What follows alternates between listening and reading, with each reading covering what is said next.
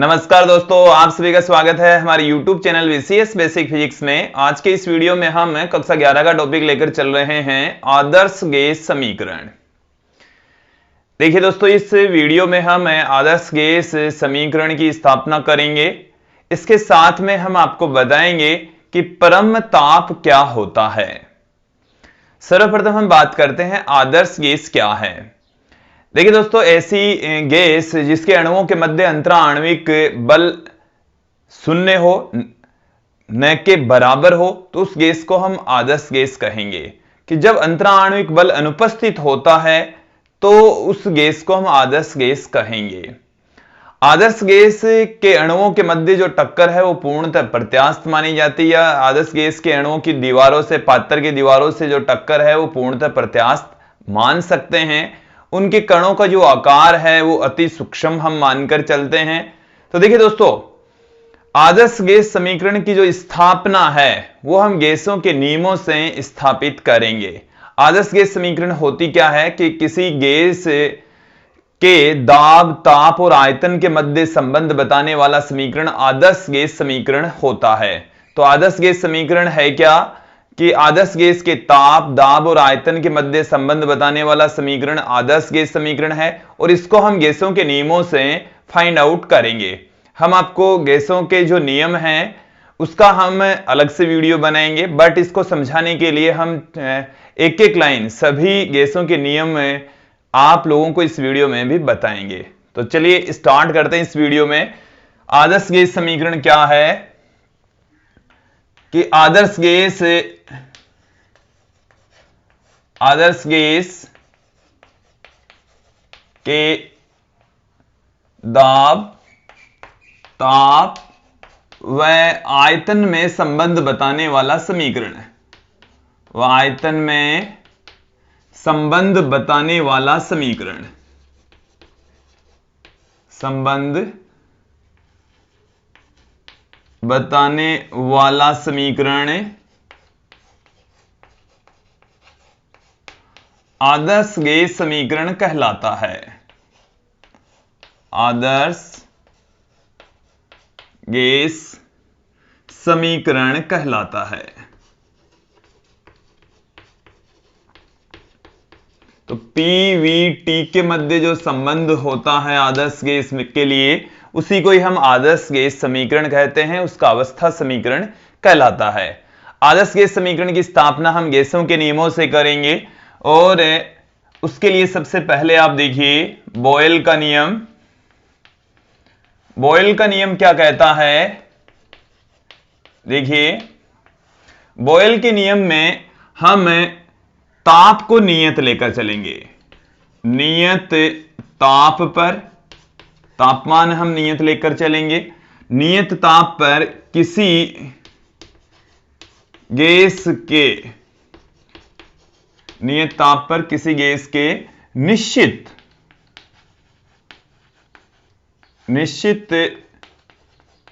द्रव्यमान के लिए, निश्चित द्रव्यमान के लिए जो दाब है वो आयतन के व्युत्क्रमानुपाती होता है। यह है बॉयल का नियम कि ताप नियत होना चाहिए और जो गैस है उसका द्रव्यमान निश्चित होना चाहिए। तो उस गैस का जो दाब है वो आयतन के व्युत्क्रमानुपाती होता है। P समानुपाती हो गया 1/V के। इसे हम इस तरीके से पुट कर सकते हैं, PV equal to constant. PV equal to constant, इसे मैं दे देता हूं इक्वेशन नंबर 1। फिर हम देखेंगे बॉयल का नियम के पश्चात चार्ल्स का नियम। चार्ल्स का नियम क्या है? देखिए,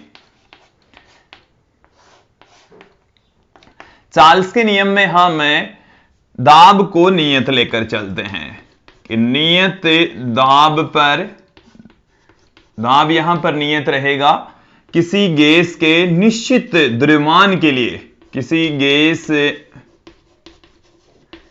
के निश्चित द्रव्यमान के लिए, निश्चित द्रव्यमान के लिए, निश्चित द्रव्यमान के लिए क्या होता है? अब ध्यान देंगे यहां पर प्रेशर तो रहता है नियत, तो जो आयतन है वो ताप के समानुपाती होता है। आयतन ताप के समानुपाती होता है। चार्ल्स का नियम सुन लीजिए कि नियत दाब पर किसी गैस के निश्चित द्रव्यमान का आयतन उसके ताप के समानुपाती होता है। और यहां से भी हम यदि प्रोपोर्शनल का साइन हटाएं, इसको टी को इधर बट्टे के नीचे ले आए, कांस्टेंट यहां पर लगा रहे हैं, तो v बट्टा टी है वो कांस्टेंट के इक्वल होगा। और ये आ गई हमारे पास में बॉयल के नियम से इक्वेशन नंबर 1 और चार्ल्स के नियम से इक्वेशन नंबर 2। अब हम यहां पर तीसरा नियम देखेंगे, गेलुसेक का नियम। देखिए गेलुसेक ने क्या कहा था। गेलुसेक ने गैस का जो आयतन है उसको नियत लिया कि नियत आयतन में किसी गैस के निश्चित द्रव्यमान का जो प्रेशर है वो ताप के समानुपाती होता है। तो गेलुसेक के अकॉर्डिंग P डायरेक्टली प्रोपोर्शनल होता है T के। लिख देते हैं इसको भी कि नियत आयतन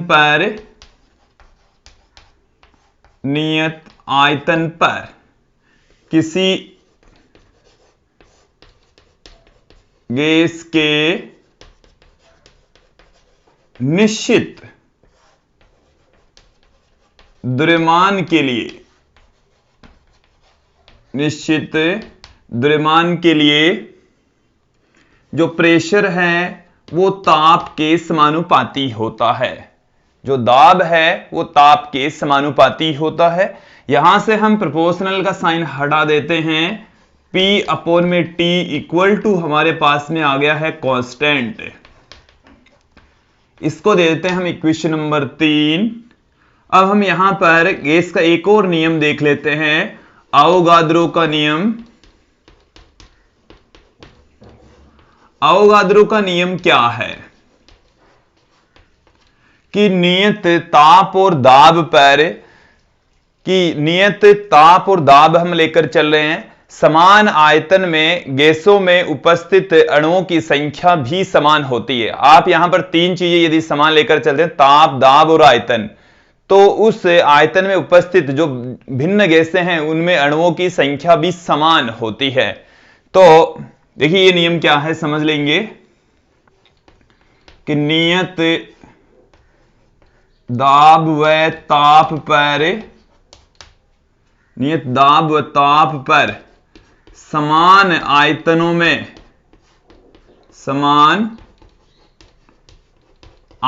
में भरी गैसों के अणुओं की संख्या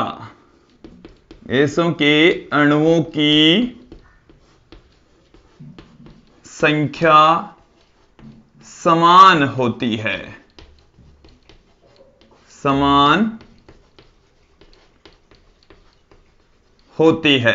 कि जब दाब, ताप और आयतन यदि समान है, तो जैसे हम दो पात्र लें जिनका आयतन समान है, प्रेशर और ताप समान है, तो उसमें उपस्थित गैसों के अणुओं की संख्या भी समान होती है। इसको हमने दे दिया इक्वेशन नंबर 4। ये जो हमने नियम बताए हैं अभी, गैसों के जो नियम हैं, ये आदर्श गैस के लिए लागू होते हैं।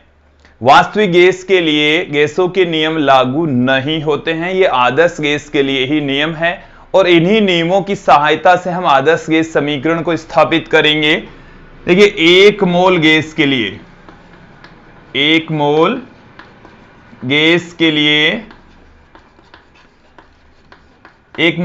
लिए हम समीकरण 1, 2 और समीकरण 3 से हम क्या लिख सकते हैं। देखिए समीकरण 1 से, 2 से व 3 से क्या लिखा जा सकता है कि PV अपॉन T बराबर होगा कांस्टेंट के, बराबर होता है कांस्टेंट के। यहां से देखिए PV कांस्टेंट है तो PV कांस्टेंट के इक्वल, यहां से V अपॉन T कांस्टेंट है तो V अपॉन T कांस्टेंट है, और यहां से है P बाई T कांस्टेंट तो P बाई T कांस्टेंट है।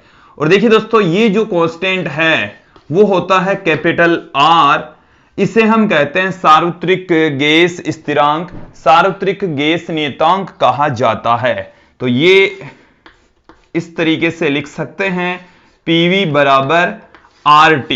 तो ये हमारे पास में आ गई है आदर्श गैस समीकरण 1 मोल गैस के लिए, जहां R सार्वत्रिक गैस स्थिरांक है। अब हम इस आदर्श गैस को भिन्न फॉर्मों में पुट करके देखते हैं इसे अन्य कौन से रूपों में रखा जा सकता है। अब हम आदर्श गैस समीकरण को विभिन्न फॉर्म में पुट करेंगे। देखिए हमने यहां तक फाइंड आउट कर लिया था 1 मोल गैस के लिए, 1 मोल गैस के लिए जो अवस्था समीकरण है वो हमारे पास में आ गया था PV बराबर RT। यदि हम मोलों की संख्या म्यू लें, मोलों की संख्या कितनी है म्यू, तो क्या हो जाएगा म्यू मोल के लिए, म्यू मोल के लिए आदर्श गैस समीकरण हमारे पास में हो जाएगी PV बराबर म्यू RT। तो ये है हमारे पास में आदर्श गैस समीकरण म्यू मोल के लिए। देखिए हम इसको दूसरे फॉर्म में भी पुट कर सकते हैं। म्यू बराबर, जो म्यू है यहां पर मोलों की संख्या है, और मोलों की संख्या को हम देखिए किस तरीके से लिख सकते हैं। मोलों की संख्या इसको हम दो तरीके से लिख सकते हैं, N बट्टे में Na। जो N है वो तो है गैस के अणुओं की संख्या, और Na है अवोगाद्रो संख्या। Na यहां पर अवोगाद्रो संख्या है 6.023 गुणा 10⁻23, और इसे हम कहते हैं अवोगाद्रो संख्या। तो अवोगाद्रो संख्या क्या है, अणुओं की कुल संख्या बट्टे में, यदि आप अवोगाद्रो संख्या का भाग लगा दे, कुल अणुओं की संख्या में अवोगाद्रो संख्या का भाग लगा दे तो मोलों की संख्या प्राप्त हो जाएगी। तो n अणुओं के लिए आदर्श गैस समीकरण क्या हो जाएगी, n अणुओं के लिए। अब देखिए n अणुओं के लिए आदर्श गैस समीकरण को हम किस तरीके से लिख सकते हैं। म्यू के स्थान पर हम n बट्टे में Na पुट कर सकते हैं, और देखिए R अपॉन में Na को हम K से पुट करेंगे तो PV बराबर हमारे पास में आ जाएगा N स्मॉल k T। तो ये आ गई है n अणुओं के लिए आदर्श गैस समीकरण, जहां जो k है वो है R बट्टे में N A के इक्वल। इसको हम कहते हैं बोल्ट्जमान नियतांक, बोल्ट्जमान नियतांक इसे कहा जाता है। ये जो k है इसका मान देख लेंगे आप लोग यहां से।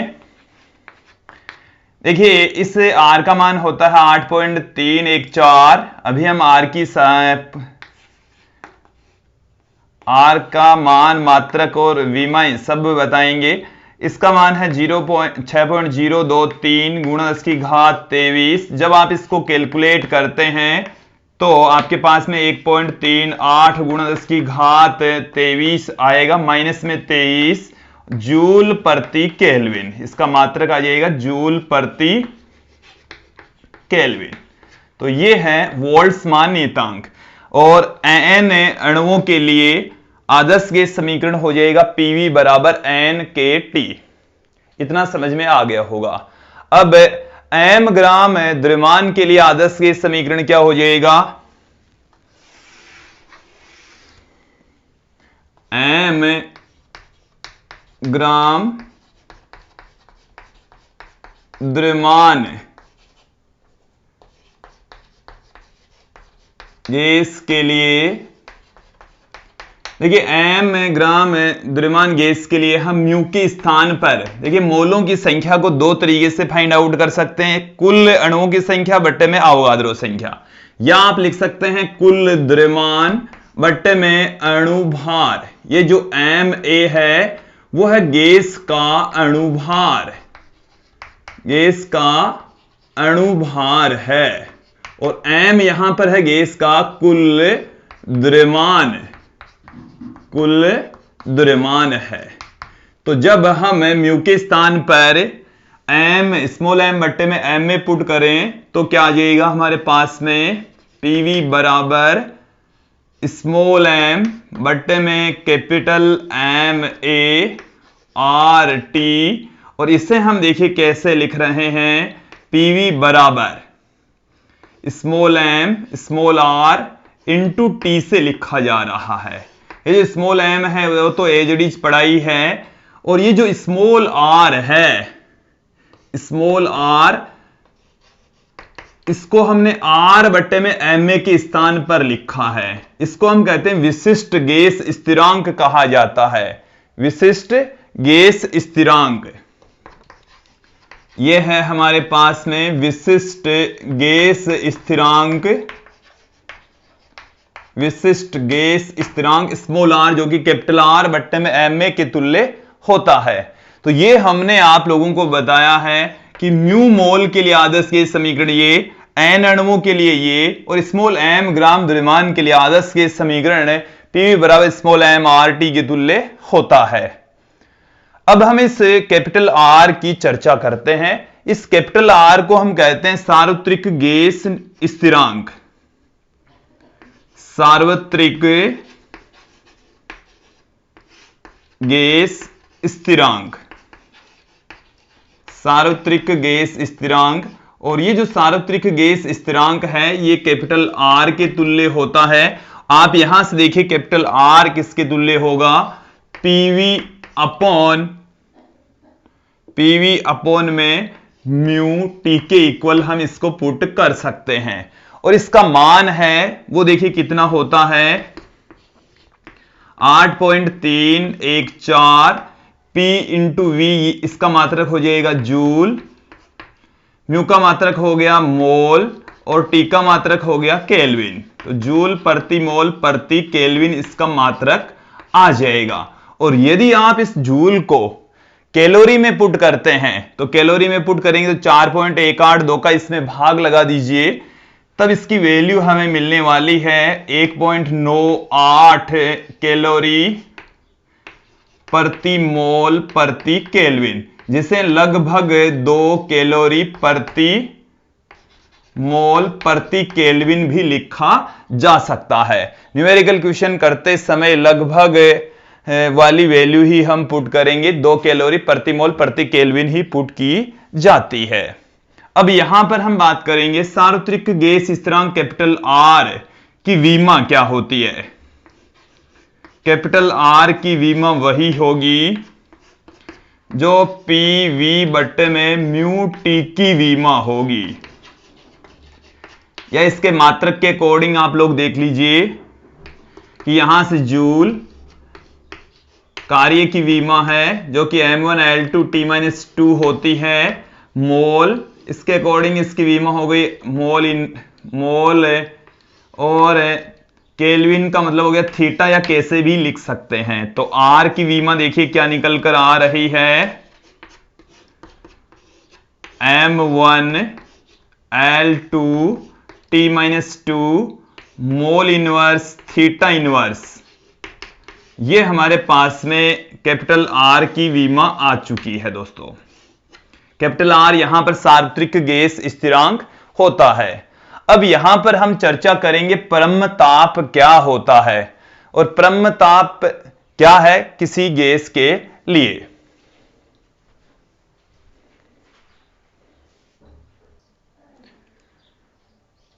दोस्तों अब यहां पर हम परम शून्य ताप को परिभाषित करने वाले हैं। पहले हम आपको बता दें कि परम ताप वह ताप होता है जिस पर गैस के पार्टिकल्स गति करना बंद कर दें, और परम शून्य ताप 0 केल्विन होता है जिस पर सभी गैसों के अणु गति करना बंद कर देते हैं। अब हम एक ग्राफ के जरिए इसको समझेंगे। देखिए क्या है, हमने आदर्श गैस समीकरण अभी देखा है। आदर्श गैस समीकरण होता है पीवी बराबर म्यू आर टी। म्यू यहां मोलों की संख्या है, नियत आयतन पर यदि हम आयतन नियत ले लें तो जो दाब है वो ताप के समानुपाती होता है। प्रेशर है वो टेम्परेचर के डायरेक्टली प्रोपोर्शनल होता है। और यदि हम यहां पर ग्राफ खींचें, यदि मैं एक तरफ वाई एक्सिस पर ले लूं प्रेशर और इधर हम ले लें टेम्परेचर, तो किसी गैस के लिए ग्राफ खींचने पर हमें इस टाइप का ग्राफ प्राप्त होता है। ये किसी गैस के लिए हमने दिखाया है, तो एक सीधी रेखा प्राप्त होती है, दोनों एक दूसरे के समानुपाती होते हैं। यहां पर हम टेम्परेचर ले रहे हैं डिग्री सेंटीग्रेड में, ये 0 डिग्री सेंटीग्रेड है। इधर का जो तापमान है वो प्लस में है। और यदि यहां पर आप देखेंगे कि ऋणात्मक दिशा में चलेंगे तो ये जो रेखा है जिस बिंदु पर मिलती हुई प्रतीत हो रही है वो 0 केल्विन होता है, अर्थात माइनस में 273.15 डिग्री सेंटीग्रेड होता है। इस ताप को हम कहते हैं परम शून्य ताप। इस ताप को क्या कहा जाता है? परम शून्य ताप। ये किसी गैस के लिए दाब और आयतन के मध्य वक्र खींचने पर प्राप्त होता है। आप गैस का जब घनत्व कम लेकर चलते हैं तो प्रेशर तथा ताप है वो दोनों एक दूसरे के समानुपाती होते हैं। यदि हम एक से अधिक गैसें लेकर चलें तो हमारे पास में कैसा ग्राफ प्राप्त होगा वो देख लीजिए। इधर हम ले रहे हैं प्रेशर, इधर हम ले रहे हैं ताप, और यहां पर देखिए कुछ राशियां जैसे आयतन हमें नियत लेकर चलेंगे, आयतन नियत होना चाहिए और घनत्व बहुत कम होना चाहिए। गैस का जो घनत्व है, गैस का आयतन नियत और घनत्व कम हो, तब देखिए किस टाइप का ग्राफ प्राप्त होता है। ये जैसे हमने कोई सी एक गैस ली है तो उसका ग्राफ ऐसा मिलेगा। ये हमारे पास में है गैस ए गैस है कोई। यदि इसके स्थान पर यदि आप कोई दूसरी गैस ले लेते हैं तो उसका ग्राफ भी इसी टाइप का ही प्राप्त होता है। यह है गैस बी। यदि आप कोई तीसरी गैस ले लेते हैं तो उसका ग्राफ आएगा इसी तरीके से। यह है गैस सी। ये रेखाएं बिल्कुल सीधी है, हो सकता है कि थोड़ी बहुत टेढ़ी मेढ़ी आपको दिखाई दे, आप सीधी ही इसको समझें। यह है 0 डिग्री सेंटीग्रेड, यह है 100 डिग्री सेंटीग्रेड, 200 डिग्री सेंटीग्रेड। ये इधर तापमान बढ़ रहा है, ताप हमने इधर दिखाया है जो कि डिग्री सेंटीग्रेड में हमने दिखाया है, डिग्री सेल्सियस या डिग्री सेंटीग्रेड। इधर का तापमान है माइनस में 100 डिग्री सेंटीग्रेड और ये वाला जो तापमान है वो है 0 केल्विन, माइनस में 273.15 डिग्री सेंटीग्रेड। आप यहां पर देखेंगे कि भिन्न गैसों के लिए दाब और ताप के मध्य जब ग्राफ खींचते हैं तो एक सरल रेखा प्राप्त होती है और उन सभी सरल रेखाओं का जो बहिर्वेशी बिंदु है वो एक ही जगह पर, इन रेखाओं को यदि आगे बढ़ाएं तो वो एक ही बिंदु पर आकर मिलेगा और जिस बिंदु पर आकर मिलता है उस ताप को हम परम शून्य ताप कहते हैं। उस ताप को ही क्या कहा जाता है? परम शून्य ताप। जिस पर गैस के अणु गति करना बंद कर दे वो है परम ताप। परम ताप का मतलब है कि गैस के पार्टिकल्स गति नहीं करेंगे और परम शून्य ताप के ऊपर तो सभी गैसों के पार्टिकल्स गति करना बंद कर देंगे। तो दोस्तों ये थी आदर्श गैस समीकरण का वीडियो, परम ताप का वीडियो, और मुझे उम्मीद है आप लोगों को ये जो वीडियो है इसमें परम ताप और आदर्श गैस समीकरण अच्छे से समझ में आई होगी। आज के इस वीडियो में इतना ही। धन्यवाद दोस्तों।